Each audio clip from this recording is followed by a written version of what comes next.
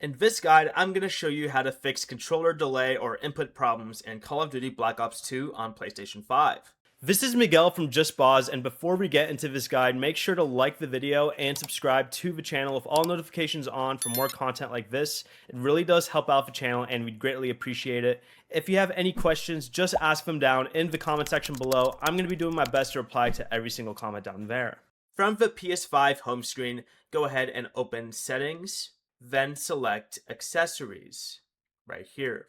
Go to Controller, choose Communication Method, and change it from Bluetooth to use USB cable.